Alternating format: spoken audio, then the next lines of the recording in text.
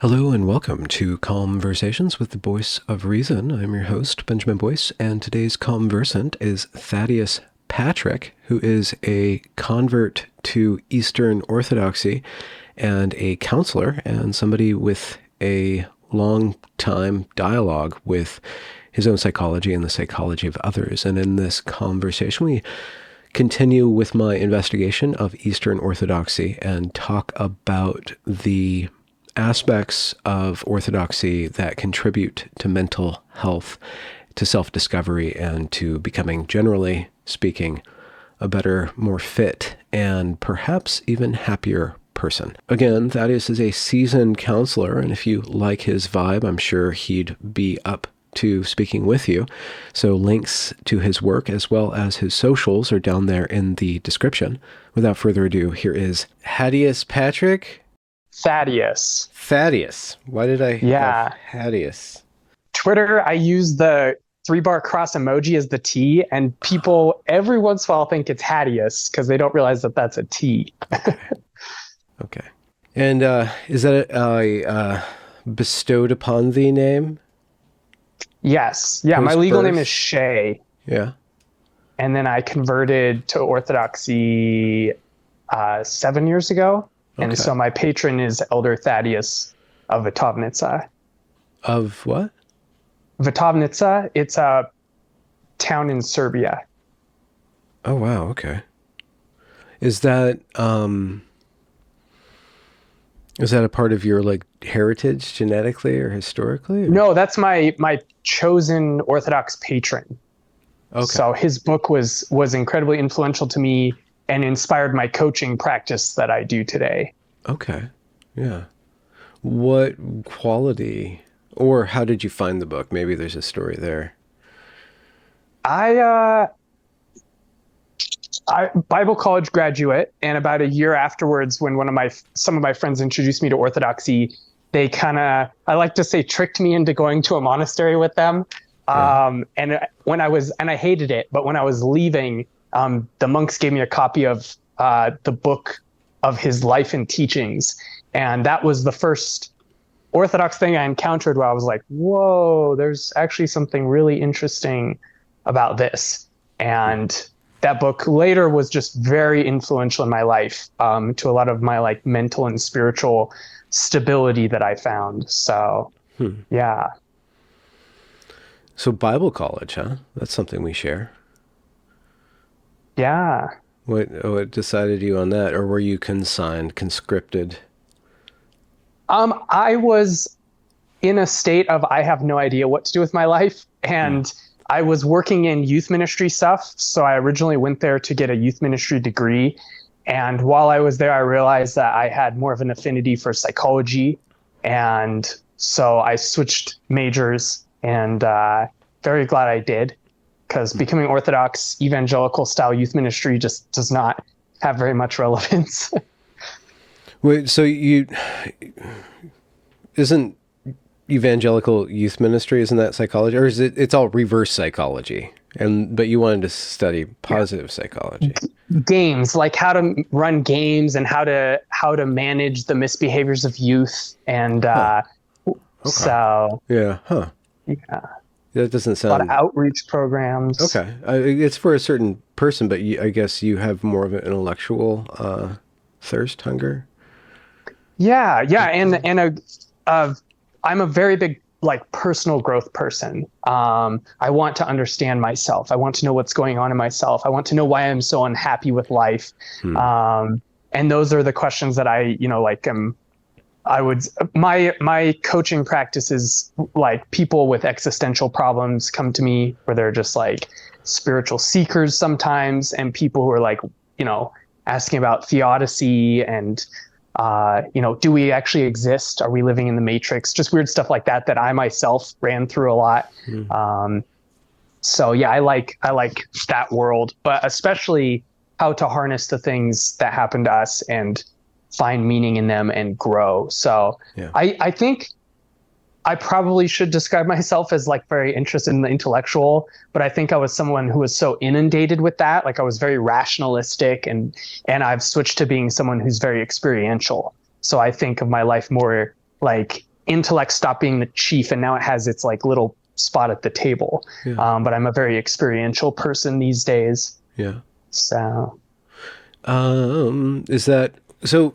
You said Theodicy. Is that just like is taking Theodicy and just mashing those two words together, or is it something else? so I almost never use that word. I just assume some people know what it is, so I use it. It's like the theology of suffering is apparently what it means. So like the book of Job is a theodicy, a man going through suffering and trying to find meaning and purpose in it. So okay, yeah, which is that's kind of the bedrock. There was this intellectual movement in the middle of last century called Existentialism, and it was never really defined, almost like postmodernism, but I guess people have a definition for postmodernism, but it became this kind of existentialist. Are you an existentialist? And there's a lot of French continental thinkers and, like kind of this tradition. They were, they spoke a lot about suffering. They spoke a lot about self-actualization. And there was from my point of view, it was really attractive to me in my early 20s because I'm looking for meaning, or I'm looking for a way to generate meaning of my own in life.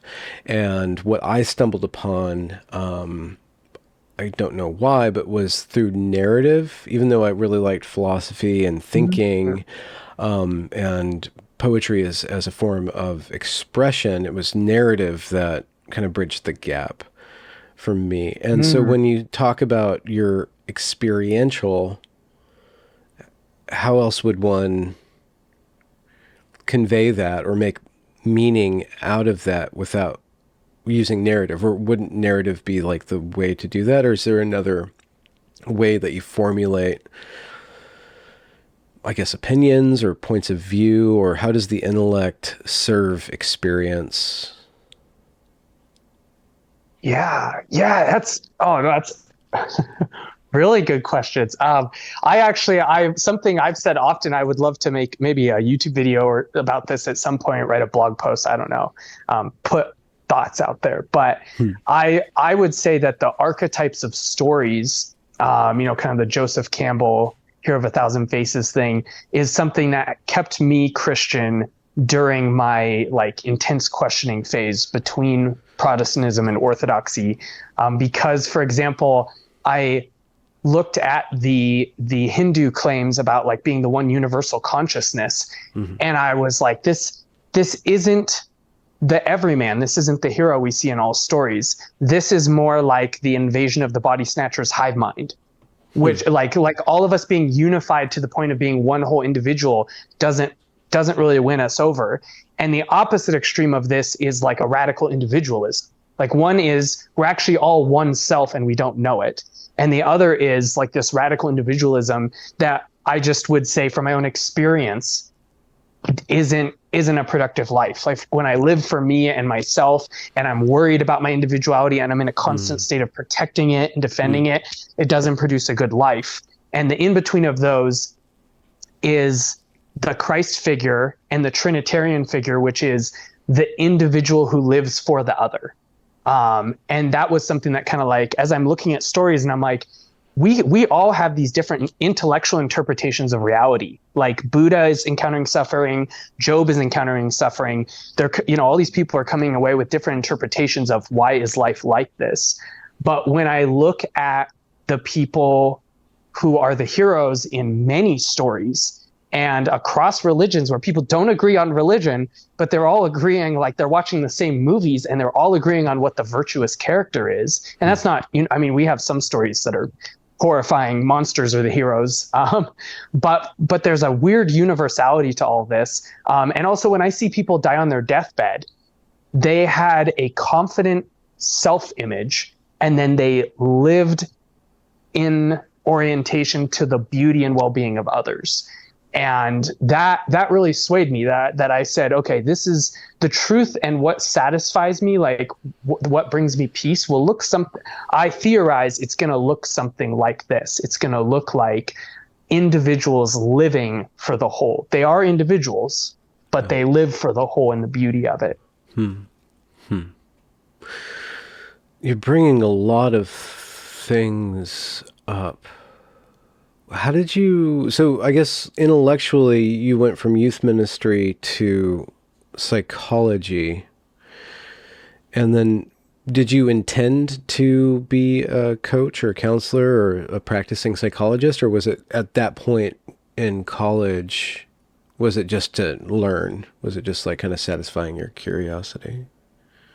Yeah, I assumed I would do something related to psychology at the time, solely because I'm in college to like figure out how to make a living. Like I have to feed myself. So probably I'm going to have to do something psychology related since that's what I'm getting my degree in. And that's what I'm most interested in. So I did look at master's in counseling programs. And after 4 years of college, I realized I was not someone who was built for academics, I would say. Like writing papers that someone tells me to write is just a tall order for me. And I noticed that one of the problems I noticed was that there were a lot of people who were academically oriented and stable people. What I would call a stable person, I would have called myself an unstable person. I still would have called my past self that today. And they were getting into psychology, the master's in counseling programs, and they were dropping out after a year because they didn't understand an unstable person. And they were academically oriented, so they got great grades, and then they would drop out. Yeah. Where on the other hand, I had all these friends like myself who were people who had experience with what I would call mental puzzles and mental anguish. And they did not have an affinity for academics. They had an affinity for helping people. And it really irked me that the academic system was antithetical to equipping the people who had the affinity for helping others. And most of the help I got was, I think I saw 6 different therapists a decade ago. And one of them was a very evangelical and probably hurt me more than did me any good. 3 of them hurt you, like as in harmed you, or set you up with the wrong expectations, kind of. Yeah, basically, I guess you'd call it gaslighting. She wasn't intending to or anything like that. Very well intentioned, probably help other people, but she did the you're suffering because you don't have enough faith. And years later, I would take on a view that was somewhat similar to that, but like with practical skills and with a little more discernment of when to say that.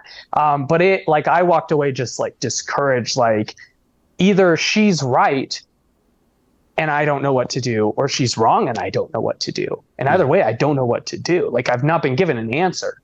I've just been given like this, like the puzzle has been made more confusing of what's wrong and why I'm unhappy. Okay. And 3 other therapists didn't help.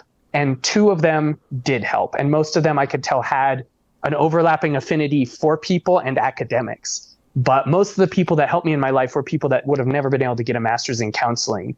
And I reached a point where once I graduated and I went, maybe I'm going to do the master's in counseling thing, but I'm not sure. And then over the next year, I was a preschool teacher, which I loved, but paid almost nothing. And it was during that time, friends from my Bible college were exploring Orthodoxy and introduced me to it. And I hit a point in my Orthodox journey where I realized in my own spiritual walk and my self-understanding that psychology was actually kind of an idol for me, or as Buddha would call it, an attachment. I was too attached to it. Not that it was bad, but my relationship to it was too much that it was like a savior and a thing I got too much meaning and protection from. And so there was a point at which I was exploring Orthodoxy. I said, God, I'm becoming more and more convinced of this Orthodox thing. And this elder Thaddeus guy I really like. I think that I need to just step away from psychology. And if you want it to be in my life, you force it upon me, but I have to give it up. I have to fast. I have to, like Abraham and Isaac in the Old Testament, like I have to have this be something that exits my life. And it was about 4 years after that, and this was about 4 years ago, that my priest and my friends and my parents and my sister and her husband were all saying, you have these skills in helping people with stuff, just in general. talking through stuff, understanding them, wording it well that they can understand it. You need to work in this field. And that's when I was like, I don't have a master's in counseling. I can't be like a licensed person. And I just made business cards and a website and started throwing out on my social media that I was this coach person, honestly. And I had my first clients were my friends. And then they wrote me testimonials that were like honest compliments of what I had done. And then from there, I just had random strangers contact me. And for the last 4 years, I've just been working with whoever comes my way. And so far, it's been very positive experience. I have more testimonials now that aren't just from friends, but it's been very fulfilling. It feels very much like a flow state, like that state of just like I'm in the maximization of my skills. And the people, like, I don't want to be someone who is like, oh, they all think I'm so great or what I do is great, but I've received positive feedback. Like, it's just been consistently, people have been like, I've had multiple people who say, I went to licensed counselors for $120 an hour, and then I came to you for $40 an hour, and you were far more helpful. And I attribute most of this, a vast majority of it, besides like a little bit of skill I have in explaining things well, most of this is from Elder Thaddeus and early Christian writers that I studied. I would say as a majority of what they have given that kind of feedback, it was due to that content. Huh. So, and that's just to kind of bring it full circle. That's what won me to Orthodoxy also, was that it was truly practical and truly therapeutic, truly experiential. It wasn't a bunch of dogmas that I had to say and like, well, that's demons and that's this and that's this. Like when the fathers, I was reading these Desert Fathers, and Elder Thaddeus, he proposed in 2004. So he's recent, but I'm reading all these writers from the Orthodox lineage, and it felt like they were tour guides to my heart. And so as I'm reading this stuff and I'm going to apply this. I don't know if it'll work or not, but I'm going to apply it and try it. And I'm noticing it's healing me.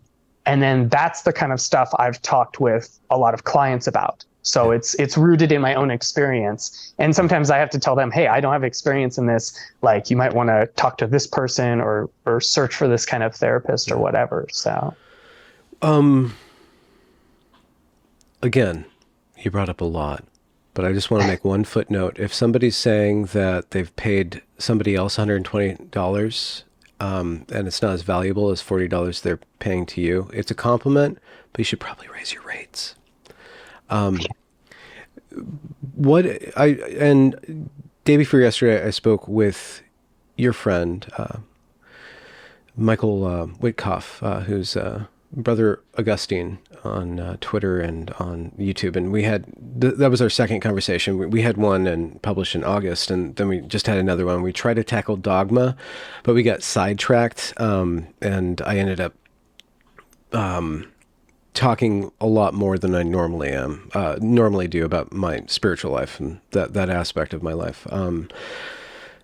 But I bring that up because there's going to be a lot of overlap between the talk we're having right now and the talk that I just had with Michael. So I don't know which one I'll publish first, but there's a confluence there. And he spoke a lot about the church, specifically Orthodoxy. And I always feel like I'm not using the right word. It's not Russian Orthodox, not Orthodox, it's just Orthodox Christianity. Like, what's the proper term should I call your faith? Yeah, I usually, when I'm trying to be specific, I'll usually say Eastern Orthodoxy. Okay. Myself, if I'm just free talking, I'll just say Orthodoxy. Okay. But yeah. Okay. But he described it several times as a hospital, or he put it in terms of this is the path towards healing the soul, which sounds like it's a really ripe angle to take. Using that metaphor and expanding on that metaphor into what you mean by healing gives it a value that supersedes in my mind, like, this is the way, the truth of the life. This is this is correct belief. Like, orthodoxy means like correct thought, but this is a healing practice. This is something that mends you, that heals you. That gives it a much, I think, it to the agnostic / kind of culturally atheistic Western ear, having faith described in terms of healing, there's more access to there. It's not like somebody's like telling you this is the right way to think, or this is a belief system. No, this is a process of healing. So with all that said, you just said that the early church fathers and the desert dudes and this Thaddeus brother saint, they are what inform you most. What is it about them? Like, what are they, how are they depicting life or God or the spirit or the human condition in a way that enriches you and assists you in the process of healing, if that's the correct metaphor? And by metaphor, I don't mean like it's fake. I mean metaphor as in that's a conceptual term. We're using a conceptual term. I don't mean that, it's like when I use the term myth, I don't mean like it's a story that's just made up. Like there's a content there that's greater than the explanatory content of the word. Like healing means more than just like a Band-Aid or something like that. It's a metaphorical way of approaching spiritual life. Yeah, and that's I think we Orthodox use that term. Saint Augustine, who is compared to the average father, is a little more rationalistic, and I don't think he's as rationalistic as the West that uses him. But even he said that the come into the church for it's a hospital for the sick and not a courtroom for sinners. I think, I mean, in one sense, that the answer to your question is like the entirety of the Orthodox faith, because one view that I have come to, and I think this is a view we're very hungry for in a dogmatic world, is if doctrine, specifically, we Orthodox actually have a different usage of the word theology, almost the opposite. If the doctrine isn't useful to my actual everyday experience, it's pointless. If it doesn't actually affect the way I'm going to live and how I am going to, my personal wording of it, this is in the Fathers, but they have lots of wording, but my favorite is to say that I think deep down all humans want peace. They either want to change themselves and their view or the world, and we have different assumptions and ways we think of doing that, but we want peace. We want to be okay with life. We might think that that's by material possession, acquisition. We might think that that's by social justice and producing good in the world. We might believe that's by having right thoughts, but we want, whatever we're doing, we want to have peace. We want to say, this is a good life and I'm okay with it. And I think for me, that was what I was looking for. But I think if our doctrine doesn't contribute to that in some observable, empirical way, it's useless. It is. And I think that that's something that's woefully missed when people look at even like the ecumenical councils, where they're discussing the Christ being 3 and 1 and him having two natures and all these debates that are going on. For those fathers, it was something intensely practical. And I think reflecting this also is what I referenced a minute ago, that the word theology has the opposite meaning today it did back then. There are 3, sometimes 4 saints who received the title the theologian. One was the Apostle John, Saint Simeon, the new theologian, and Saint Gregory, the theologian. They're about like 500 years apart, each one. And I can't remember the 4th guy who's sometimes on that list. But there were 4 guys who received this title. And of all the fathers, who were already much more mystical than a lot of modern Western Christianity, these guys were the most mystical. They were poets. They were the most poetic, the most difficult to decipher at times what they were actually saying, not because of philosophical language, but because theology for them was the study of God, was study in relationship, like the way I study my spouse, not the way I read an online dating profile, which is the way we know about God. And so for them, being the theologian was to actually study God by being with him, being his friend, and being close to him. And doctrine was important, but it was only important. I always say doctrine is like the bones, which bones by themselves are dry and have no life, but they are important for structure. But the life is in the prayer and the encounter. That's the flesh. And the doctrine is just the structure. So they're arguing sometimes about the structure because, there can be structures that could be dangerous. But as an end in itself, it means nothing. And I think of C.S. Lewis in The Great Divorce. There's a scene that takes place in hell, and there's a bunch of theologians debating about the natures of Christ around a table, and they're in hell. They're debating this doctrine, and they're in hell. And I think that that's so insightful and meaningful. But Saint Evagrius Ponticus, not a saint, but definitely said some wise things in the early church. He was a desert father, and he said, the one who prays truly is a theologian, and the one who's a theologian will truly pray. Because it's that real communion and experience of who God is. What's that like? I think for us, well, I'll borrow a quote from the Buddha. Buddha said, he said, I can walk you to the boat and the river, but only you can cross in it. And we very much believe that true knowledge of God is something you know by encountering him. And we do believe that I would say God can reach anyone anywhere, and I think he knocks on every heart. But there's a depth of intimacy with him that I believe, from my experience, only happens in the Orthodox Church. And how? The close. Is it the form? Is it the attitude? How does Orthodoxy orient you toward God in a way that is particularly attenuated, that gives you like let's say a clean, clear, strong signal? There's a lot of ways. I'll give a metaphor for what I'm getting at. One of the stories I tell people sometimes, a little parable. I'm like, okay, imagine there's two guys and they've heard about music and they've never heard music before, but they hear people talk about it and they're theorizing like, okay, people are telling us there's these sounds they're hearing and they're making them feel certain ways. Like maybe it's a drug, maybe it's like a cult or like some hypnosis they're doing, that these sounds make them feel emotions. And then one of them goes to a concert and he comes back to his friend and he's like, friend, I heard it. I heard music. I heard the sounds that they call music.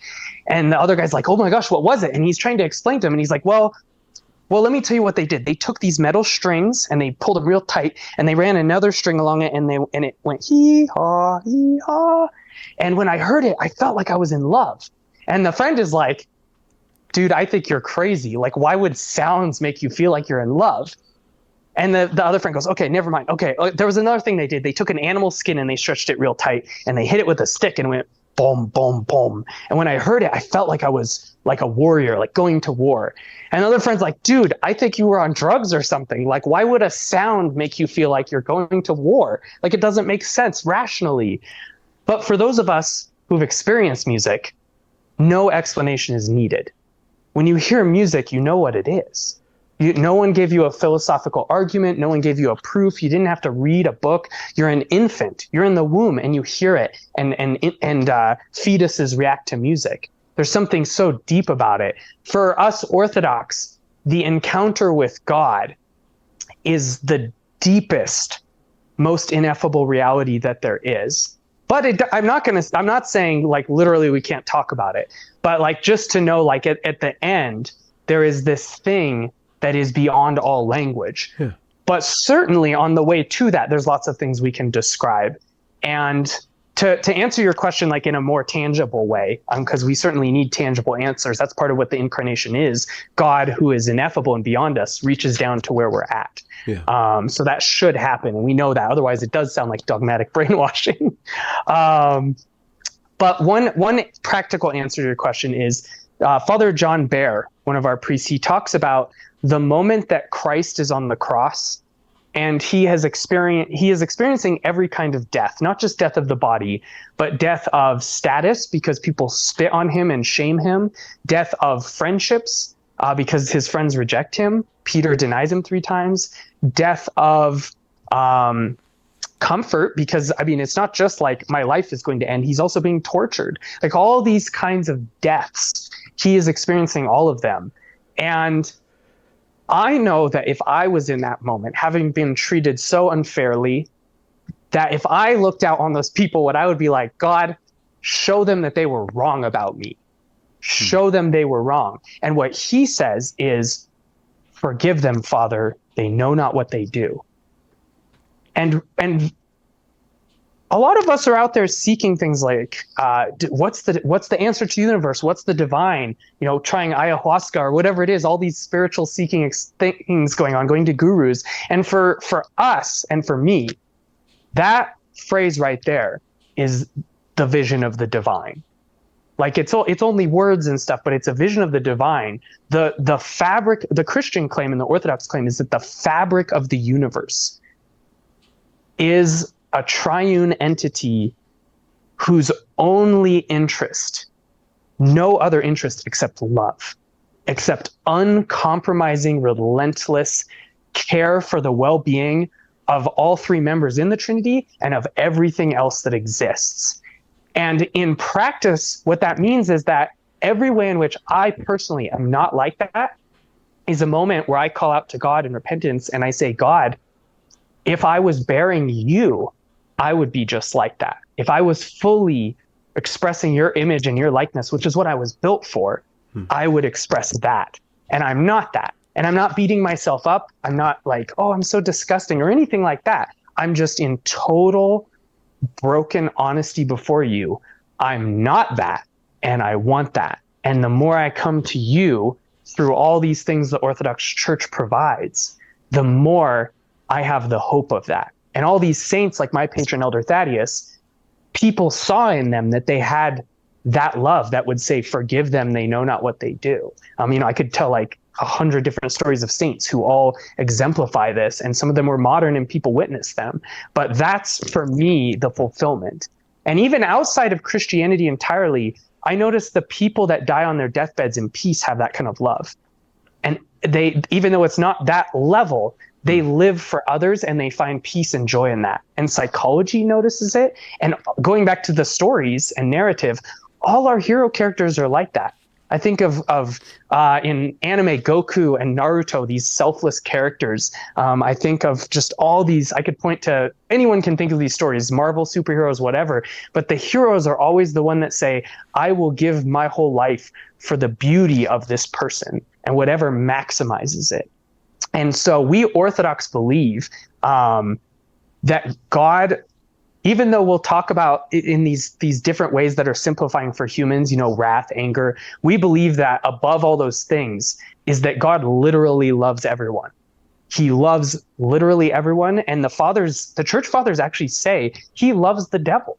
He loves Satan, but Satan just has no interest in receiving that. So for Satan, it's, since to kind of bring it full circle, everything that is our joy is to be with God and to be in perfect love with him, to receive love from him and offer it back to him, which is what we believe we're doing in the liturgy. We actually say that line, thine own life, thine own we offer unto thee, on behalf of all and for all. And we offer up the bread and wine back to him as the body and blood of Christ. We're acting out what the Trinity is acting out within itself. They unconditionally are a heartbeat of love between all three members, and we're all built for that.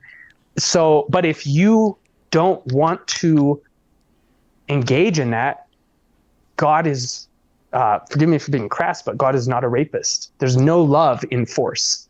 And so God will allow challenges in the same way we all challenge each other. But ultimately, if Satan says, I don't want it, God says, I will let you be what you desire then. And that is the only reason that, like we described, for them, it's an experience of wrath, because what's more wrathful than a lack of getting to be in communion with God? And so St. John Chrysostom says the ultimate wrath of God is for him to not punish and to not give someone that opportunity to be transformed and challenged and humbled. But God doesn't punish because he wants revenge. And God, if it's not good for us to punish us, just like any good parent, he doesn't. He's retributive when it's good for us. He's not retributive because he's obligated or he's angry at us. He disciplines in the way that any loving parent does. I'm going to, like, I notice my kid is going to be someone that no one is going to like being around. So I'm going to give them a timeout in their room, which they're going to hate. But the person they can become on the other side will be someone who's happier and more joyful and more loving. But if God sees it's not going to have that effect, he doesn't punish us, but he doesn't have to. And our saints say he hates it. He doesn't enjoy punishment at all. So. So you mentioned that you were between religions at some point, or I guess maybe belief systems. You went from Protestant to Orthodox. What was the quality of disengaging from Protestantism or that form of Christianity for you? How did you notice that? How did the worm of questioning intrude upon your thoughts, or what signals were you getting? I would say I was always a doubter, and I was always a skeptic. And like, I was convinced enough, I can't describe where that is on the convinced spectrum, but I was convinced enough that I was like, oh, it's Christianity, which at the time was Protestantism. I just knew that Catholic's bad, like a lot of Protestants are taught.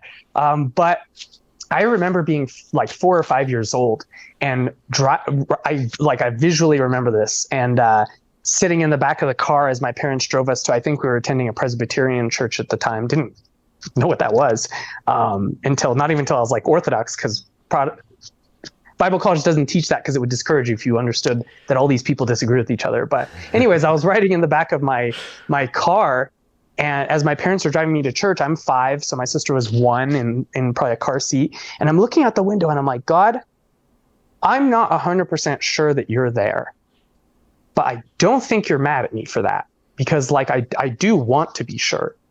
I'm not. And I think you see that my heart is sincere. And that was like, I remember that at 5 years old. And I think I've consistently been that person. I just, playing into that for sure. And this is something a lot of people who question their beliefs and go research cults and whatever find, which I love reading about cults. Familiarity biases us. Whatever we're raised with, whatever we're comfortable with, whatever we know, familiarity just naturally says that's true, because that's functional most of the time. If I, raised by certain parents and they tell me stuff all the time and it's true most of the time, if you eat that, you're going to be sick. I believe them. So whatever is familiar tends to be likely to be true. So I was also there looking back based on just familiarity. But I did think it made enough sense that I was like comfortable being there. But I think as I went through Bible college, and I really, around 20, really started discovering like how unhappy and chaotic my inner world was, and how dysfunctional my relationships were with other people. And I was really codependent. I didn't realize at the time, but I was looking to other people to save me, and to be nurturing to me in all my inner struggles. But I was always a doubter and a skeptic and a questioner. And Orthodoxy, weirdly enough, like I describe it like it's an in-between phase, but Orthodoxy came before, because that was what actually kind of like broke me. Like I remember going to that monastery I referenced, which was St. Herman of Alaska Monastery, where Father Seraphim Rose is buried. And I remember thinking, like, hating all this stuff. Oh my gosh, they kissed the icons and all these things, typical Protestant reactions. And when I read Elder Thaddeus and he started to like move my heart a little, I was like, okay, well, now I'm threatened. So I need to go study church history to prove that they're wrong, because they're claiming they're this like unchanged church, and I need to prove them wrong. And so I spent a summer Googling Catholics against Protestants, Protestants against Orthodox, Catholics against Orthodox, atheists against Orthodox, like all these different groups, and then reading some of the earliest Christian writings. And very quickly I realized, if Christianity is true, the Orthodox have a way better claim to being the apostolic church. Like if it's Christianity is true, then whatever Christ and his apostles taught was the real deal. And I just, like, my Protestantism broke. Like I very quickly was like, it doesn't make sense that for 1500 years, none of these Christians who lived these godly lives knew what sola scriptura was. Like those questions just decimated me. But once I hit that point, it opened the door to like, okay, but what if you're biased towards Christianity entirely? So maybe it's this Orthodox group if you still want to be a Christian. But for intellectual honesty's sake, I got to look at some other stuff. And so I dabbled in Zen Buddhism. Like I didn't go very deep, but I read several books on it. I really admired what I was studying. I really was like, I've read Zen Mind, Beginner's Mind by Shunryu Suzuki, who's a Zen master in America. I still love that book to this day. And I read the Upanishads, ancient Hindu poetry. I was reading all this different stuff. And at the same time, I was still hanging out with my Orthodox friends, and I was dabbling in some of the stuff that they were talking about. And I read a book by it's a new age guru using Buddhism and Hinduism to explain quantum mechanics. It's called The Dancing Wooly Masters. And I had tried to learn about quantum mechanics and could not grasp it. Like 3 different times I would try a book and I'd just be like, what the heck are they talking about? And this book was where it clicked, like some of the implications of what we were actually discovering and how we bias things by observing them. And modernism has like convinced us we're not biased, like in taking a truly objective stance, which we can't. I don't believe anymore. And as I'm learning all this and I'm like, oh my gosh, Buddhism's so cool. Quantum mechanics is amazing. Like my rationalism that I'd been raised with that like love, I thought, as an example, I was like, why doesn't someone just write a book on what love is or on what beauty is? Like just explain it all in the mechanics, and then we can stop having all these debates about what's loving and what's beautiful, etc. Mm-hmm. And I thought that was like truth, like logic was the height, and then love and beauty and everything fell under it.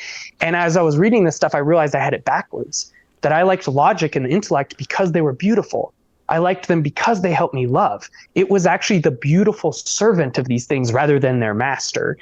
And from there, and this is kind of the tail end of my story, from there, when I was looking at the church fathers, I realized that every single thing that I loved about Buddhism and about Hinduism and about these different groups I was looking into, they were all in the fathers. The fathers already thought like this.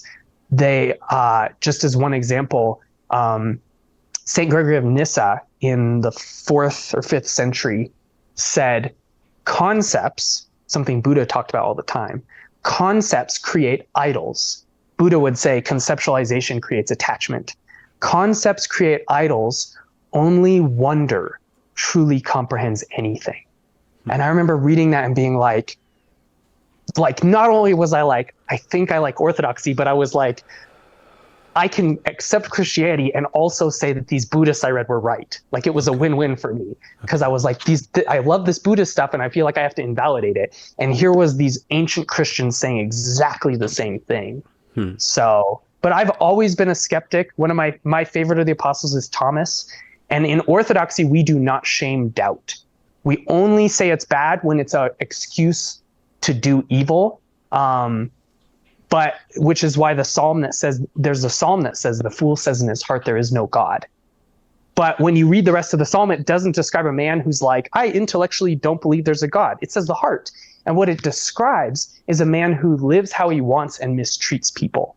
That's what it means to say in your heart there is no God, is to live a life where you treat other people however maliciously you want, like the villain in every story.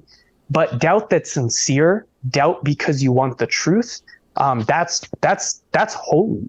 And we actually say in our hymns on the Sunday we have dedicated to Thomas, we call it his holy doubt. And that for me was home. Like that was one of the many things that won me to Orthodoxy. Was I was like, if I'm doubting sincerely, God actually admires that. That's a seeking doubt rather than a shameful doubt. And that was something very different than what I was raised with. So anyways, full circle of my journey of doubt. I'm still a skeptic. And technically, I tell people, theoretically, if I found out Orthodoxy was wrong, I would switch belief systems. But if you ask me if in my heart, I actually believe that could ever happen, I would say, no, I don't think that's ever going to happen. But for intellectual honesty's sake, sure, theoretically, but not likely. So I'm still the skeptic. I'm still the doubter. I love Apostle Thomas for that sake, but yeah. So how does this the wisdom from the Orthodox tradition and all those fathers and saints, how does that manifest in the act or the practice of coaching? So most of I have some clients who are outside Christianity, spiritual seekers. Most of them are to some degree Christian. Some of them are Orthodox, some of them are Protestant, a couple Catholics. Some are reverts, people that started Orthodox, left, did something else, and are coming back because they realized they liked it there. They just didn't understand it is when they were a teenager in a rebellious phase. But a lot of my times with a client, some clients meet me just one time to talk about something. But when I have a long-term client, or I can tell it's going to be, they're interested in that. A lot of times the first session starts with theology and starts with some of the things I've said here in a simple state. Basically, and then once you have that foundation, it turns to the practical. So it a lot of times starts with something like, and I'm doing it way simple just to be brief, because clearly I struggle with brevity. But God designed us to bear him in our heart, and to whatever we encounter, to encounter that noetic experience, that direct, like I talked about music, direct experience of him through us. And where we fell was when we started thinking for ourselves. Now, what that doesn't mean, because a lot of people think this way, is it means, yeah, let God think and you don't think. No, co-think with God, like a spouse. You talk with him. You have your own opinions, and he likes that. He made you to be free, but he wants to chat with you like a husband and wife chat about decisions. And so when Eve is tempted by the devil with these thoughts to look at the fruit and aspire to something that she was built for, but to do it based on her own reasoning in her own way, that's where the problems begin. What she should have done was say, God, I want your opinion on this. Does this make sense to you? Is this a good idea? Should I do this? And she just looks at it and she goes, makes sense to me. And it's like a kid being like, discovering pornography and being like, oh, this looks really pleasing, but it will destroy you. And the reality is, and this is something I think we miss in the West, the fathers say that man was actually designed to eat that fruit. It was just going to be when he was prepared, like a child growing and then engaging in sexuality. He was going to have this knowledge of good and evil, and he's supposed to become like God. The New Testament talks about becoming partakers in the divine nature. So when the devil tempts her, he's not just telling her a lie, like when he says you won't die. He's telling her a truth, but with a hack to get there, a malformed way to get a valid desire. And this is something I talk about in my coaching a lot. Realize that any sin you're doing, anything that's broken, I mean, it depends on the client if I'm going to use the word sin. It just means miss the mark. It's a very broad word. But anything you're doing that's making you miserable or is an addiction or whatever it is, attachment, idolatry, you're doing it because you want something beautiful. So don't beat yourself up that you're disgusting. You want something beautiful. But the way we're going to about getting to it is where the problem lies. And so being that most of my clients are Christians, we talk about how we have a prayer life, how we guide our thoughts. That's what my patron, Elder Thaddeus, is very focused on. His book is called Our Thoughts Determine Our Lives. It looks a lot like cognitive behavioral therapy. We spend a lot of time talking about all these different ancient Christian practices that have overlaps with psychology, or even things like, where does fasting fit in all of this and why do we fast? That are basically two steps, the fathers would say. One, purification, which is these malformed attachments kind of evacuating them. That's what fasting is. Saint Maximus the Confessor in the 9th century, he says, evil lies not in food but in gluttony. Evil lies not in sexuality, but in lust. Evil lies not in created things, but in their misuse. And this goes back to that, like at the core is something beautiful. But God is the inventor of all things. That's part of what it means to be the Logos. He's this inventor that thought up everything. And if we don't know the inventor, we misunderstand the invention and we use it wrongly. So in coming to be his friend again, we also know how the things he created would be used rightly. And so it's a natural process that by coming through prayer and coming back into communion with him, we go, oh, maybe I shouldn't stick that in there. Maybe that's a little bit too, that's not actually going to make me or anyone else happy because it's not according to my design and nature. But when we do things like fasting is kind of like the stomach has become, Christ goes with the whip to the moneylenders in the temple. And we're like, what does that mean? Are we supposed to whip people like who sell something at my church, like coffee? And we're like, Orthodox have parish bookstores. But what it's about is the heart. The heart is your temple. And when Christ goes in with trials in our lives, he's going through and he's whipping the attachments. He's whipping the addictions. He's saying, I want to help you drive out these things that are keeping you from communing with me.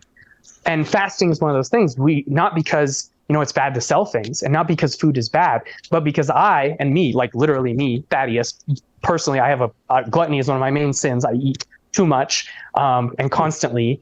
Like fasting is to take a break from that thing that I have abused, not because it's evil, but because I'm not in right relationship with it, so that it can come back into my life in a healthy way. And so purification in the Fathers, that first step is push the stuff out, take a break, have silence, push your thoughts out, push not forever, just for a break. And in that moment, call him in. We do this in our practice, the Jesus prayer. We still our minds, some parallels to Buddhist meditation, but we call Christ into the space we make. Lay aside all cares, lay aside your thoughts, and just call Christ, the God of the universe, to come in and be present with you. And then when you go out, you have that restored relationship where now when you engage with food, you engage with sexuality, you engage with whatever it is, it's ordered rightly and it brings you peace and it stops being so destructive, but it's for the beauty of the thing rather than for the sinfulness of it. So it's bringing it full circle. 2 stages the Fathers talk about. Sometimes they have 3. It doesn't matter. It's not linear, but purification is kind of the pushing out, taking breaks from things we have a malformed relationship with, not just sins, but things like me when I talked about earlier about psychology. And then the second layer is theoria, vision of God, calling him in. So it's the out with the bad, in with the good. We sometimes do breathing when we do the Jesus prayer, where we breathe, Lord Jesus Christ, take in Christ, have mercy on me, a sinner, pushing out things that aren't appropriate for our hearts. And so that's an example of like the basic model of what I'm doing when I'm talking to a client. So I might recognize, oh, they're codependent like I was. People are that thing that God has that he wants in their life, but they've put people in the temple on the throne. They've made people the moneylenders, not because people are bad, not because they're bad, but because they, being born without Christ, this is part of what original sin actually is. We naturally kind of guess at how to fulfill our own desires. And so they take a break from the people that they're codependent on. They practice prayer for those people instead of worrying about, oh my gosh, is this person going to leave me? That's part of what Elder Thaddeus guided me to do. Think about them.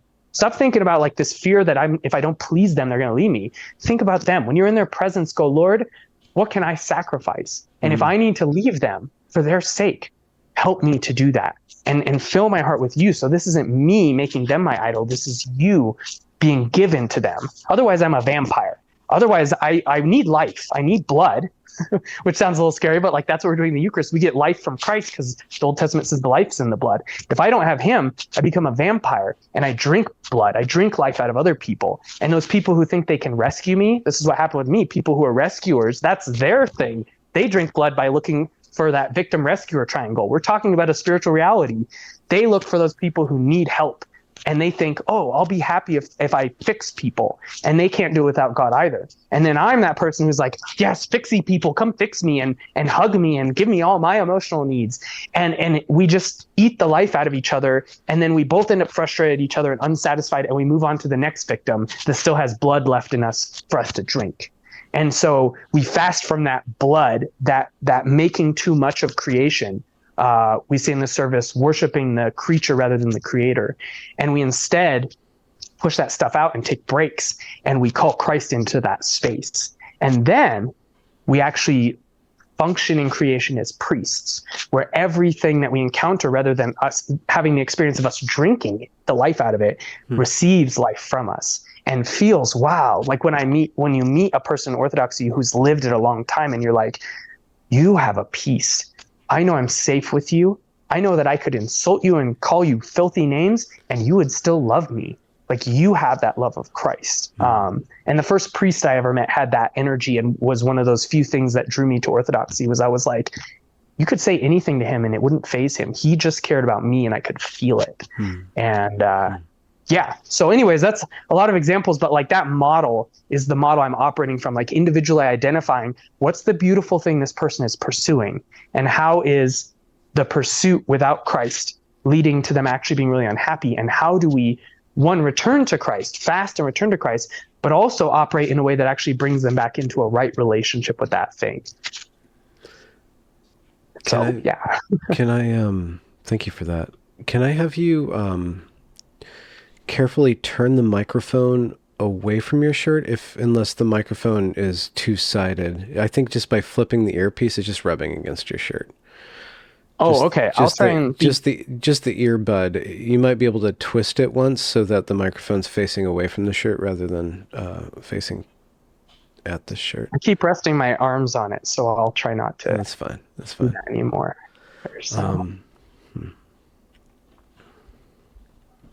You said, or you mentioned that something about being an unstable person.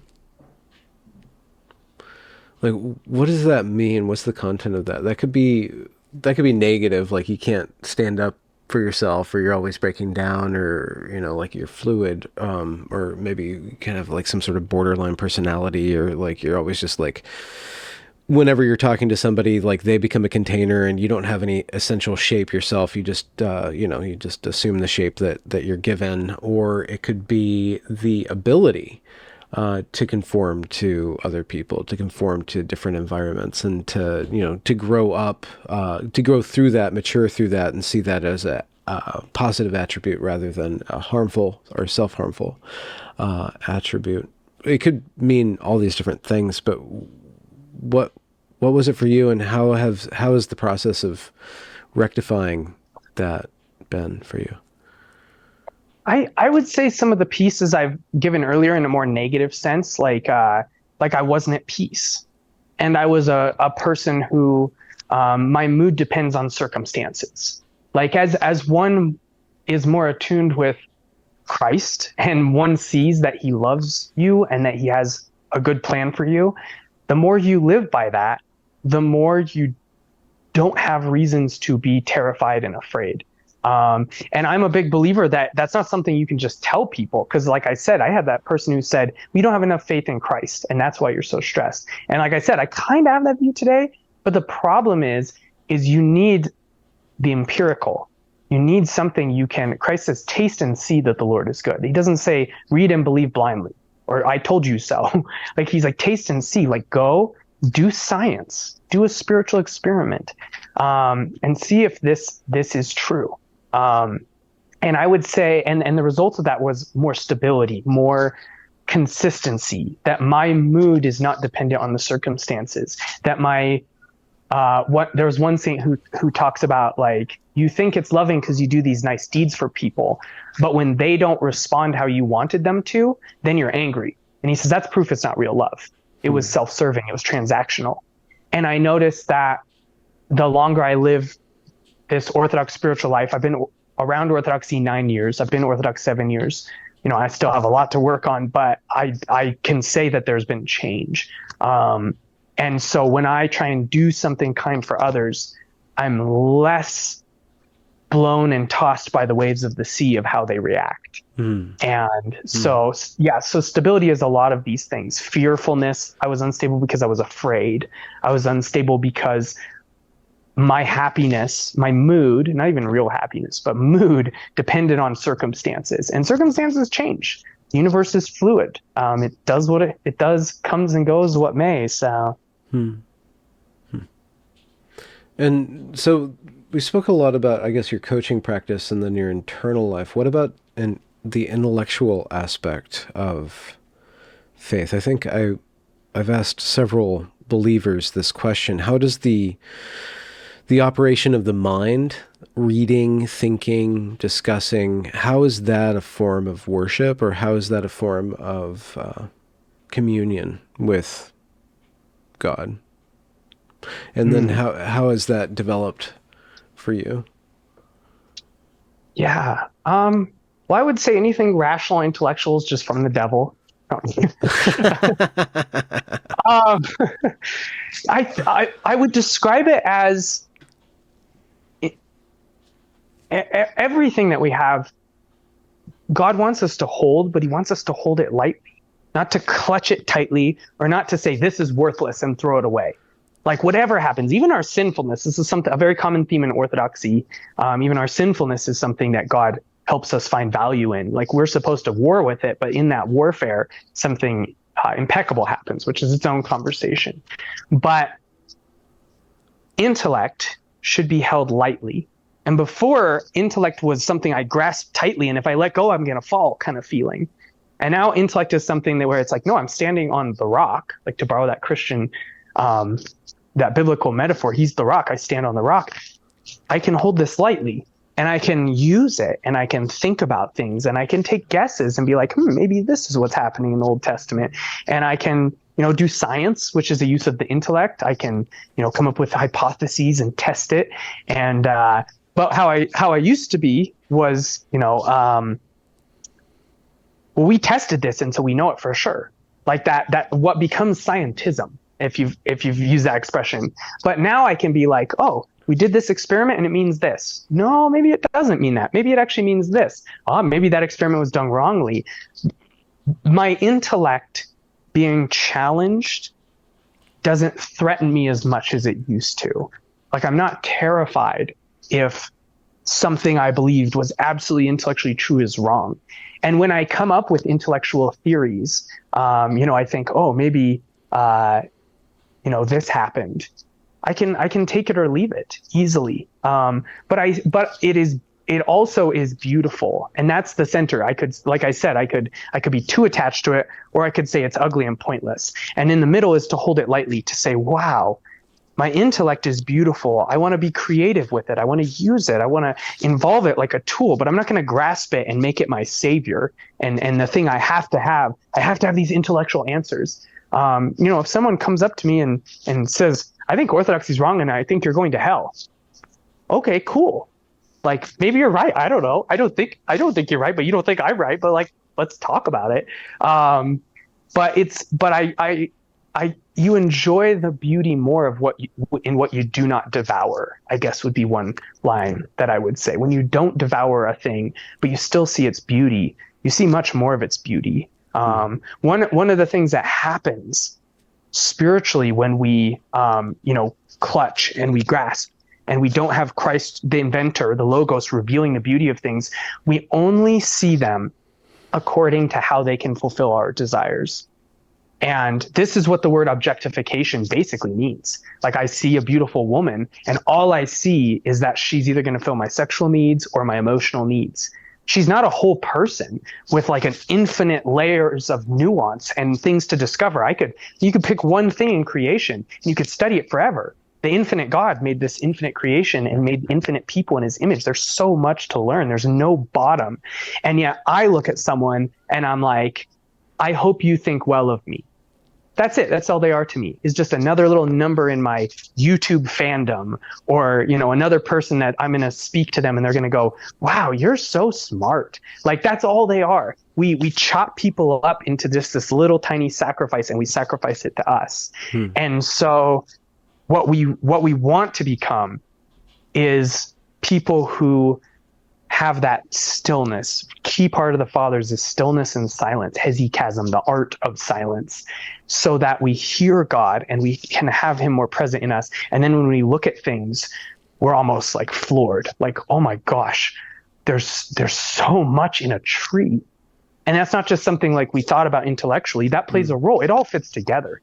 But there's something spiritual going on there. That's something the Fathers talk about constantly, is that the more our heart, our nous, N-O-U-S, our heart is unclouded by all these passions and desires, the more when we see things in creation, we see them as God sees them. And we see their essence, their depth, their nature. We see the deepest parts of them and all the ideas he had, which are infinite. in creating them, all their beauty and their appropriate usefulness that isn't objectifying.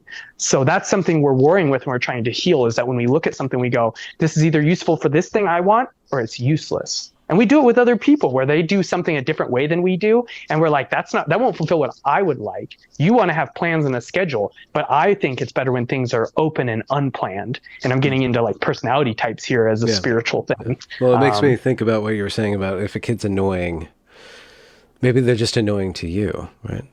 Yeah, you can go too far by saying, well, let the kids be kids or let the boys be boys or whatever, and not actually call the best out of one another. And isn't there a system of discipline or accountability in the church, at least with confession?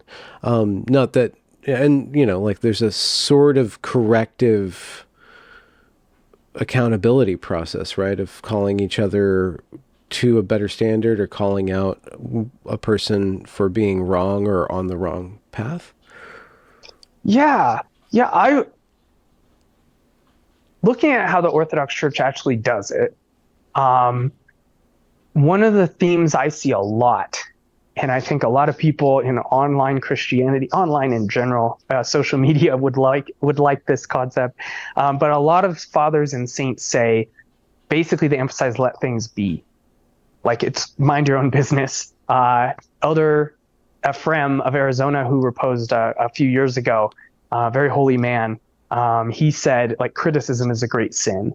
But Orthodox are not linear. Like, we're not saying literally criticizing anyone is a sin.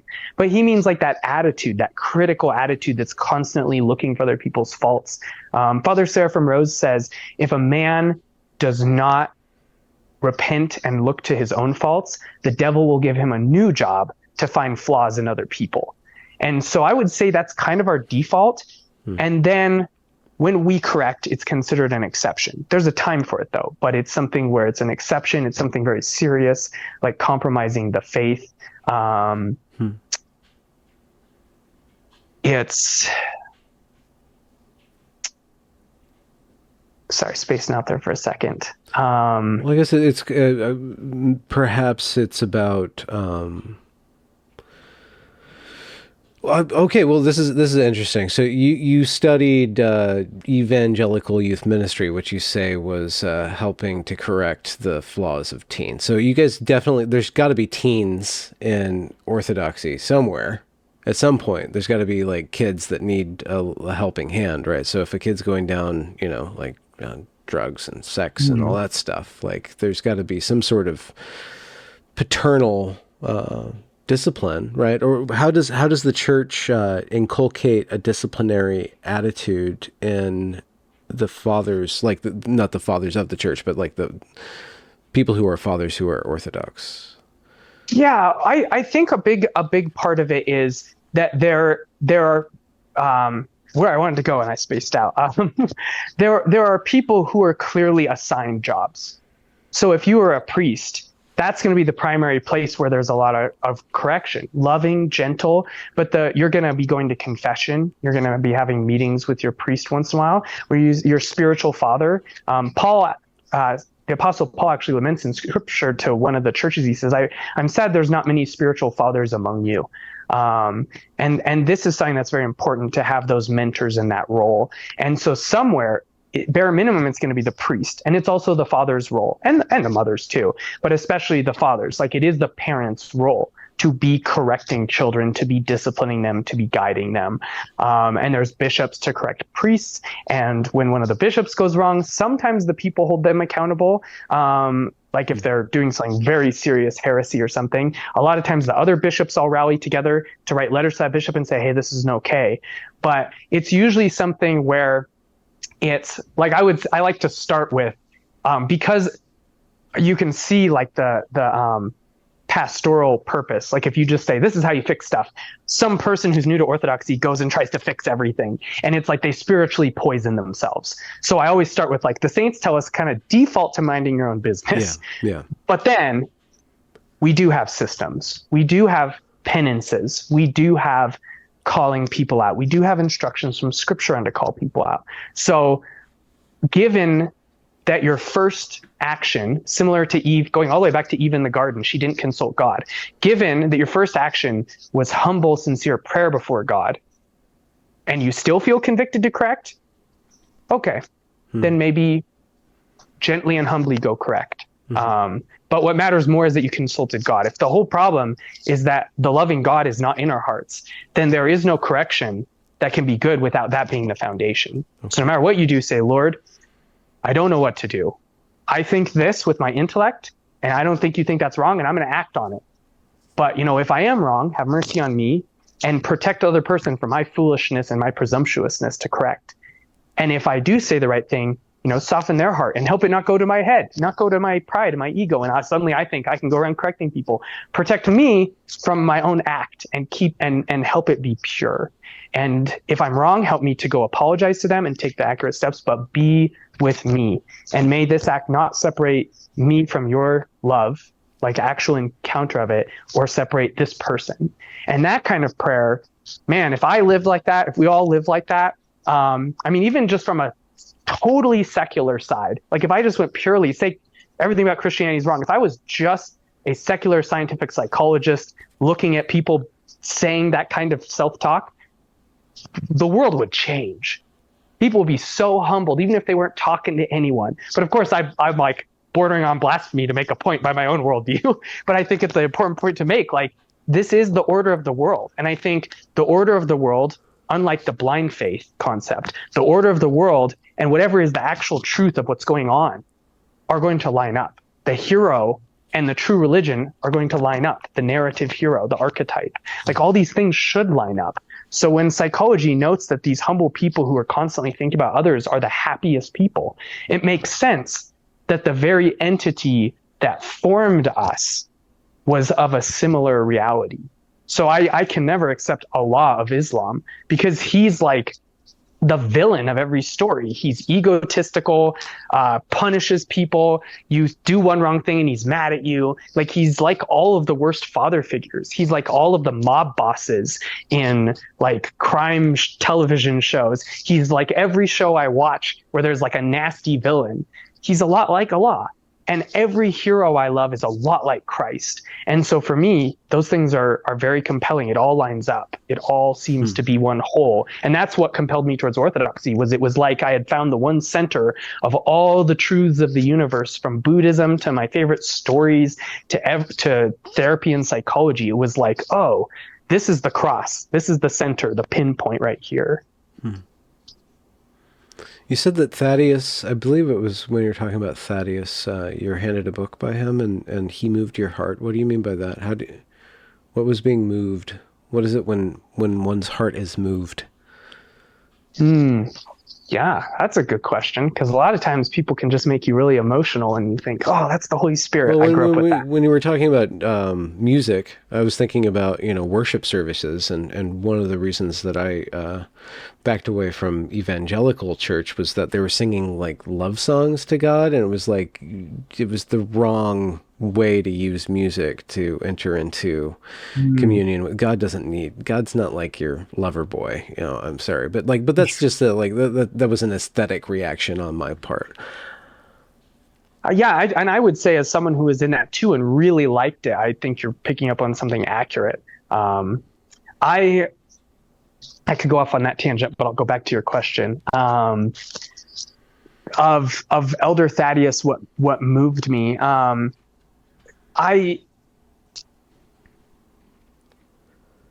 could. So first of all, Elder Thaddeus's book, the first third of it is his life, and then the other 2/3 is his wisdom. And something I notice, if someone says oh, suffering is for this, and you just use this way, and if you go through suffering, God has a purpose, and it's that doesn't help people. Very rarely, sometimes, very rarely a hurting person is ever helped by some dismissive truism like that. But when someone approaches you to guide you in that sort of way in your pain, and you see that they speak from a place of tremendous suffering, it's a whole different ballgame. And Elder Thaddeus's life is one of suffering. His mom died when he was a kid. He was very physically frail, so he couldn't even play with other kids, and they made fun of him. He was very just depressed. His entire childhood was very he was depressed, and he was so sick the doctor said he wouldn't live past 15 years old. And that was the first time of many times people told him he was going to die, and he didn't. Later, the Nazis captured him and said they were going to kill him, and God delivered him. Then the communists captured him and said they were going to kill him, and God delivered him. So three specific times. But he said when he was looking back, he said all those friends he grew up with went on to believe, and he wasn't saying this in a critical sense, he was just thankful, but he's like, they went on to believe that like a career was going to make them happy, you know, as I would say, of being attached to that career, and that a spouse was going to make them happy, and that money was going to make them happy, fame was going to make them happy. And he's not saying there's anything wrong with those things, but he said he was actually blessed because being as unhappy as he was made him see that those things wouldn't have changed something. And he realized that there had to be something more. And the conclusion he came to, which is like, for me, like when I read it in him and years later, I was like, I reread the book and I was like, this is my mission statement. He said only two things in the whole universe are worth pursuing. And everything falls under these two categories if they're relevant. Love God, love other people.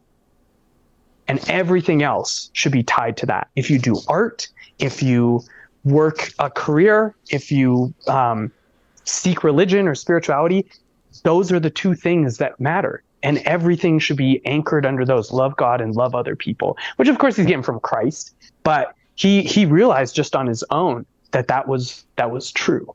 And when that's an example of something that moved my heart. And then as I read more, he speaks from this place of suffering, and he was sick all of his life. He was very frail. And then when he speaks about what suffering is for, and he has this joy in his words, and I'm like, my life hasn't been as hard as his. I've had my problems. I've been depressed. But like I've been suicidal. I've cut, you know, I've had struggles, but it's not as bad as his. And he's so joyful in his words. He has a real, it just seemed like a real peace. I wasn't sure, but it was enough that I was suspicious. And I had met that one priest I referenced earlier who I met him, and I was like, this man, there's a tangible peace, like music, like just a thing. It's just there. It's not an emotional stimulation in me. It's very calm, but it's like it's him that's different, not something I feel like him. And I felt it with Elder Thaddeus that he could be like this. I could have been wrong. And then I started reading the practices he taught, how to guide your thoughts, how to think about other people, how to pray, why certain things happen, and why we're miserable, why other people don't like us, how to change that. And, you know, thinking beautiful things about them, thinking about how to love them as examples. But I remember there was a point I was working at the preschool, and I was lamenting that I at the time I was the only dude that worked there. It was all women and then me. And I was lamenting that I would hear all my coworkers are talking about how they hung out together and went to a movie. And I would tell them like, hey, if you guys go to a movie, let me know. I'd love to join you. And they'd never invite me. And I'm like, okay, girl stuff. Like, I get it. I totally get it. Like you have other friends, hang out with them. And then another dude started working there, and they invited him to all the stuff.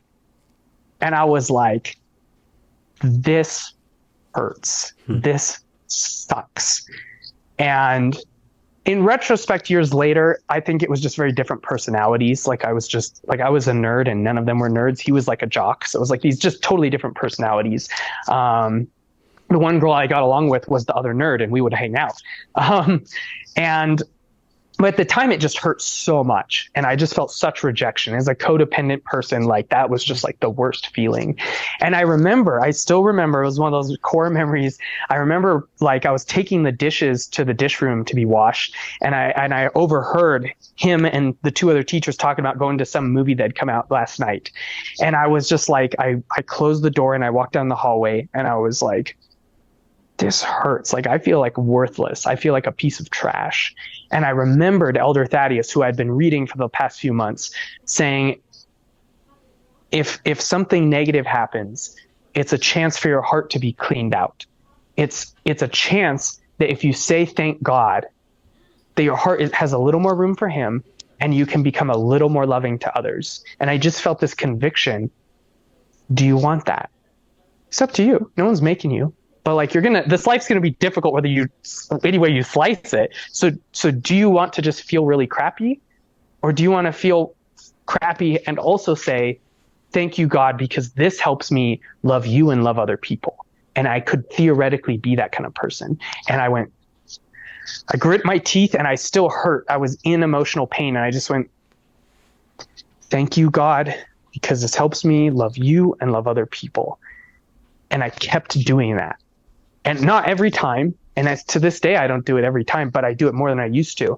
But that's the kind of thing that I've started doing. And I noticed that was the first time I ever felt at peace about suffering. Like suffering did not have a good answer to me. And that was when I started to be like, okay, if I can actually become love and I can actually clean out my heart and actually care about others sincerely, not in that conditional way, but like I can get closer. I'm a million miles away, but even inch closer to that. Forgive them, Father, they know not what they do, that Christ said on the cross. Yeah, this is worth it. People can come in my presence and have joy and peace and healing. And instead of me devouring them, I can give them a little spiritual nourishment.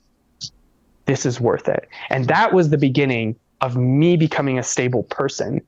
And it was so strong a change, which I think the only test is long-term. But it was so strong a change that when I first started encountering Orthodoxy and started studying history, and I had that moment I talked about earlier where I went, oh my gosh, they have a good argument. I started arguing with all my Protestant friends and family to see if they could prove it wrong. I was like, maybe I could be wrong. And they just took it as me trying to like dominate them. I'm a Myers-Briggs ENTP. I learn by debating. And so I would argue with my family and they're like, we can't be around you anymore. This Orthodox thing, they were like, it's like, they thought Catholicism was bad. And they were like, this is like the worst cult version of Catholicism because of how it's making you behave. And I'd argue with them about church history and Bible verses. And within a year, I started picking up from Elder Thaddeus, St. Paisios, St. Porphyrios, these different modern Orthodox saints I was reading and some of the fathers, that they were like, this is not an appropriate way to behave. And I started realizing, oh my gosh, I need to shut up. And it was really hard, but I started forcing myself, nope. Think about them, pray about them. And having this cycle of Orthodox readings and all these things helped remind me constantly, keep my mind on. It was a structure for this life. And when I first started and they felt this way, they actually had a family friend come and try and do a cult detox on me to argue me out of the cult I was in. And 1 year later, maybe a year and a half, they said, we're really glad you're in this Orthodox thing. We can really see that it's changed you, and in a good way. And they saw that I had gone from unstable to argumentatively awful to a person who had like actual peace, and I didn't want to die anymore. And like all this stuff, I was like actually thankful God had made me, and I sincerely could not get myself to feel that way after years of trying in Bible college. I was like, God, I know I shouldn't want to die. And I don't think you're mad at me because I want to fix this, but I wish you would give me a button that I could kill myself and you wouldn't be mad at me. I would probably press it. And I know you don't want me to kill myself, so I'm going to keep going and try and have some hope. But it wasn't until Elder Thaddeus and the whole life that comes with Orthodoxy that my heart started to heal and have peace. And now my family, like, even though they're still Protestant, they love Orthodoxy. They're like, yeah, we don't feel God has called us yet. And I'm like, that's cool. I understand. They're like, if God tells us to, we'll become Orthodox. And I was like, that's the best I could ask for. But my mom like watches Orthodox videos. They come to me, they quote Orthodox saints. So it's like a night and day difference. But, yeah, anyways, Elder Thaddeus, that kind of stuff, like the way he told me, guide my thoughts, the saints saying, see negative thoughts as an attack from the devil. Not that you can't think about something critically, like, oh, this is a bad thing. But if something is like destroying your peace, like I said earlier, we want peace. If you're thinking about your sins and it's making you really upset, that's probably not the kind of thinking about your sins that God actually wants you to do. The saints say that, like, if it's from God, it won't make you criticize yourself, but you'll do it with peace. You'll just be like, Lord, I did mess this up, like, help me. But if it's like, oh my gosh, I'm such an awful person, that's actually something that we Orthodox would consider as a demonic attack. The demons want you to be really mad at yourself. Either Pharisaical, I'm so awesome, or, oh my gosh, I'm so awful and God hates me, blah, blah, blah. No. The Saint Silouan says to tell yourself, yes, I have many sins and I need a lot of help from God, but he's merciful and gentle and he will show me mercy.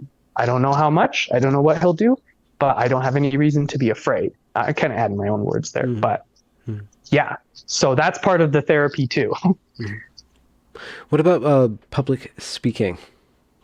What about representing your beliefs to a wide, strange audience? What about how are you using the internet as a vehicle to? Are you called in that direction? That's a loaded term, I know. Yeah. Yeah, I'm a modern Orthodox prophet, so yeah. Oh, really? Oh, prophets. You guys have prophets? I thought you just had forbid. saints and fathers. I'm prophetic. Yeah. Yeah. So there's two answers to that question. There's what we should be doing as Orthodox, then there's what I do, which is, questionable. The Orthodox idea of evangelism can be summed up by Saint Seraphim of Sarov, a 19th century Russian saint. He said, "Acquire the spirit of peace, and 1,000 around you will be saved." And the spirit of peace is like capital, S. Spirit. But the idea was that same thing as the music. If you actually acquire God, you don't have to preach at people. Not that you have to be silent, but you don't have to preach at people. If you actually bear something that's different inside of you, people recognize it. People that are hungry recognize it. So, and if people aren't recognizing it, maybe that's a good fruit for repentance and being a little bit humbled. Yeah, right. So that's kind of our default. And then within that, kind of like I said with the intellect, it's not my chief anymore, but it has its place. There's a place to talk to people. There's a place for apologetics and answering people's questions. There's a place for bringing up orthodoxy, whatever it may be. But we're not as aggressive about it or attached to it. We definitely don't fuel ourselves like I used to by, oh my gosh, people are going to go to hell if I don't evangelize them. No, God will take care of people. You work on you. And if in that process, God calls you to love someone and to tell them about the faith, okay, open your mouth, pray a bunch before you do it. That's probably wise. So what I do, I talk and I answer people's questions, and I really love simplifying things for people. That's one of my favorite things to do, come up with, like I've been doing metaphors and analogies. But I've learned that I have the best results when I say less. And I used to be that person that would get in like literally 6 hours. 6 or 7 years ago, I was that person who literal 6 hours on my phone arguing on Twitter with some Catholic or Reformed person. And I won a ton of converts. Oh, yeah? Yeah, tons. But yeah, that's the Orthodox idea of evangelism, I would say, is it's first and foremost your transformation. Now, I watched your interview with Michael, and he gave the opposite answer, which I would also agree with, that the Orthodox Church should have been doing evangelism and we failed. And honestly, I think he's also right. I think maybe we should talk a bit more. And he said it's the bishop's job, and I agree. Like he said, unfortunately, some of us are Orthodox YouTubers in their place, and it's very unfortunate. But yeah.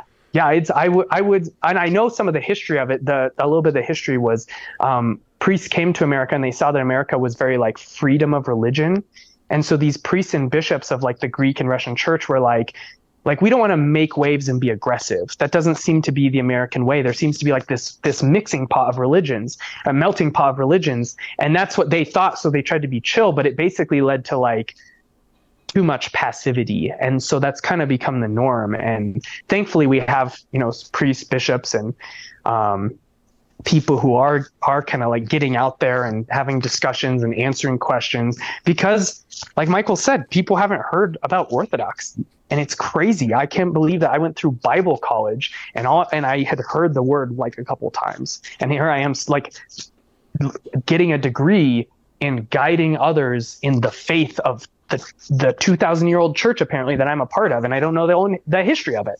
Like, that was just crazy to me. That was mind blowing.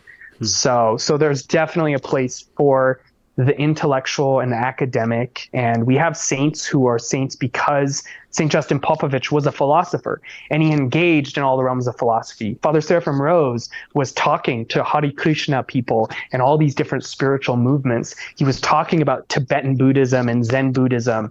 And a lot of my view on those as an Orthodox Christian come from him because he was just so insightful on them. St. Nicholas of Japan was the first bishop, Russian bishop in Japan. And he called Zen Buddhism, I love this.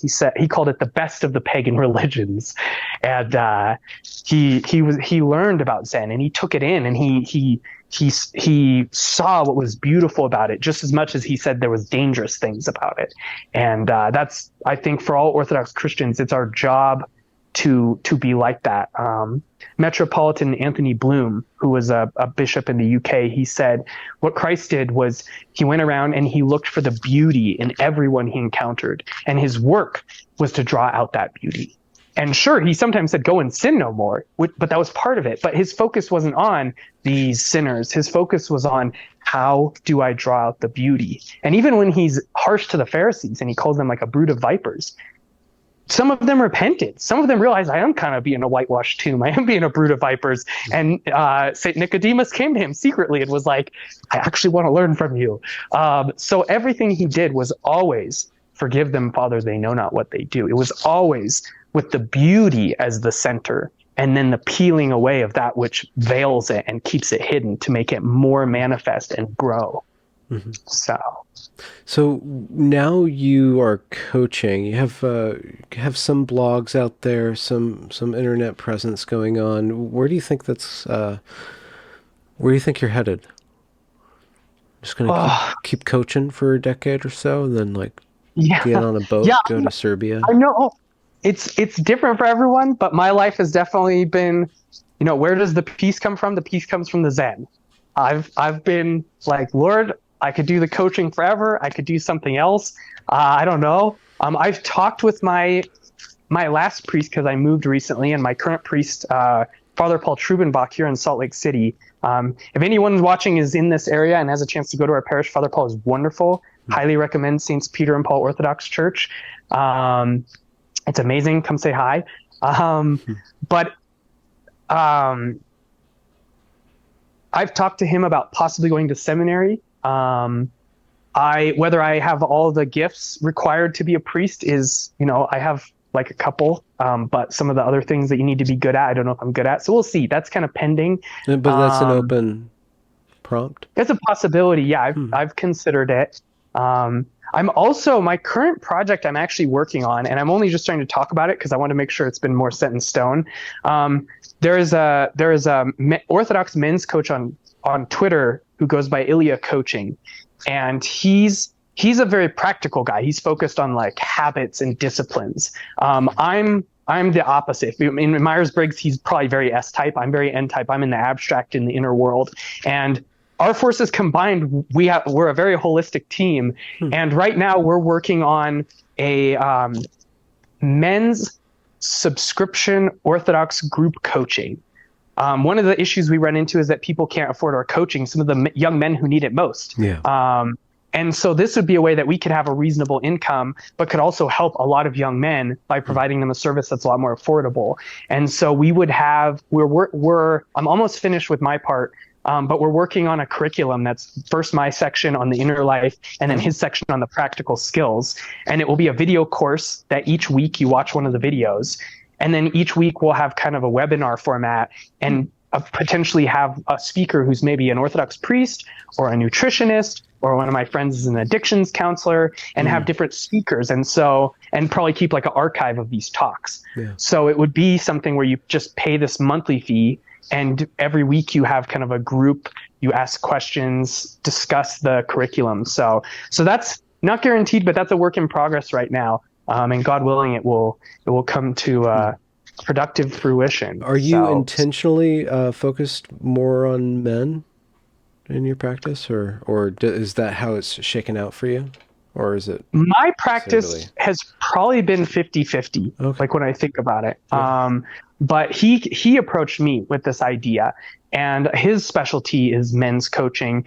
And when I go online and I see the people who would need this specific program, who need like that camaraderie, and who are very isolated and alone, it's men. And the men who we would probably reach both of our communities on Twitter. I mean, my followers on Twitter are probably mostly young men, young catechumens and Orthodox men. That's a majority I just see in the Orthodox Twitter community. Most women recognize it's very, you're going to get verbally punched in the face a lot by very zealous young men. So there's not as many, but when it comes to my actual practice, I would say that that's 50-50. I have a lot of, I have a fair amount of women who are freshly converting from Protestantism, like moms a lot of the time, who will come to me as a specific demographic just because they need someone to explain monastic ascetical practices that are from men 1,500 years ago, explained to them in modern words. And they're like, how is this relevant to me? How can I practice it? People who've been abused spiritually, physically, otherwise in their past, a lot of those people come to me because I have a gentle demeanor. I wear flower shirts, like in my sessions, like that. That's my specialty, is people who have like strong shame narratives, people who've come out of cults. One of my clients I'm thinking of, like her priest, just like he helps her and guides her, but she has such like a paranoid reaction from a cult that she was in. And so I'm always like, no, I'm a skeptic. I get it. I get why that, when your priest says that in his homily, that sounds like he's brainwashing you. Like, let's talk about that. You could be right. You could be wrong. Okay. And so she appreciates having this very like safe person. So that's another complementing between me and Ilya coaching is he has like the men's discipline and I have like the men's nurturing, like the fun tender dad and the badass masculine dad, the two dad archetypes. So so it works well. And I see people all the time where I'm like, I would not be able to help that person. And I'm very blessed because it seems like God always brings me the people that it's my skill set to actually be able to help. So, because I can only help what I have experienced with myself. So, when do you two expect this program to be up and running? We don't have any sort of date set. Okay. We haven't talked about that specifically. Imminently or eventually? I would like to see it started up by the end of the year. Yeah. Okay. And I think that's realistic. I am working on the curriculum, which is like my part of the curriculum, which I'm like 80% done with. And I have the last bit outlined, which outlining stuff is like the big challenge for me. Because what order do I know the order of things, like a story, it really matters. And so I currently have it organized, and maybe this, a book someday or something, I don't know, but it's currently organized who God is. It's 3 sections. The first is who God is, and who that says we're supposed to be. We're supposed to bear love. We're supposed to be relational, like the Trinity. We're supposed to understand the universe in a way that we can put that to use because he's the Logos. So we kind of learn who we are through him.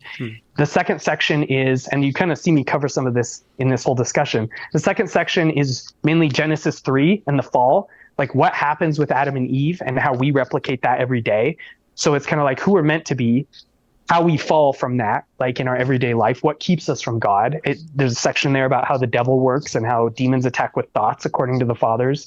And then section 3 is about the saints. So there's always a model for us. The third section of the model is the saints, and how do we come back to God? So who we're meant to be, how we fall, and how we rise back up and embrace him and return to him. Yeah. And so that will be my part of the curriculum. I'm almost done writing it. And then Ilya will have his section, which is like these, I wish I had it here, but he has, it's like 7 or 8 categories. That's like family, work, habits, different categories to like focus on in a real practical way. Like what are in your actual day-to-day life, not in your thought life, like I'm working with, in your actual day-to-day life, what's keeping you from your mission and your purpose? He's very focused, as I really love it, on mission and purpose. Because I know Elder Thaddeus, the love God, love man, when I made that my mission and purpose, it changed a lot just to have something like that. So part of the coaching is to help each person that comes in develop something of that caliber. And how can people find you? The link will be in the description, but if you say it out loud, it's always helpful. Yeah. If you go to thaddeusthought.com, that's my main website. It's got like little social media buttons. It's got a link to my YouTube channel. I have about 9 talks on there. my strategy with my talks, I'm very perfectionistic with them. They're like, say around an hour on average, but I want a book level of content in an hour. So they're long, but I try and cover something exhaustively. Like, for example, I have a video on doubt. So if you ever have wondered, like, what's the historical view on doubt, I cover some of those scriptures I already talked about in this video. I have one on singleness and marriage. I have one, and I'm single, so clearly I should be talking about marriage. I have one that's on sin, like a historical view of sin and all the nuances of it that are a lot more complicated than like you broke a rule. It's a lot deeper than that. So I kind of spend an hour just like talking about all these scriptures and all these church fathers. So that's linked on my website right at the beginning. It says like quick links, and then it says YouTube, so you can go on there. But yeah, Thaddeus Creative is my YouTube channel. And then my username across like the 20 different social media I'm on, and the 5 that I actually use is Jack Falcon, JACFALCON. But you'll probably link that below. But yeah, Twitter, Jack Falcon, Instagram, Jack Falcon. I think I have a Facebook page.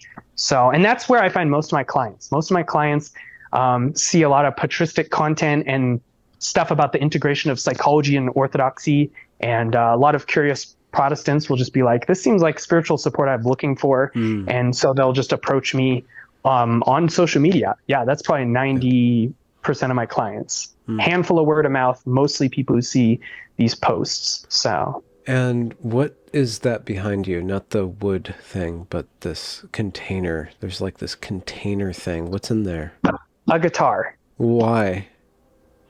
Because theoretically, one day I would like to be someone who knows how to play a guitar. I don't know, long time too, but yeah, my life is all around me is theoretical projects. Oh, really? VR headset I bought, and I played it like I've played my VR headset 10 times, but I've had it for like 3 years. So yeah, I'm a tinkerer. I like new things, fresh things. So. Yeah, okay. Do you have like an expertise in one instrument or one implement of war even? Like I am one of those people. I'm as one man said. One author said. He said the critic is like the eunuch. They can see it, they can understand it, they can describe it. They cannot do it themselves. Yeah. And I'm like that with music. I know lots of bands. I love music. I listen to it all the time. I have like 300 playlists on my Spotify that are all curated and stuff. I have my vinyls and I have about 6 different little musical devices, and I'm a master of none of them. So yeah, I think I made like one song on some software on my computer that's on a SoundCloud somewhere, but yeah, my dad's the same as me.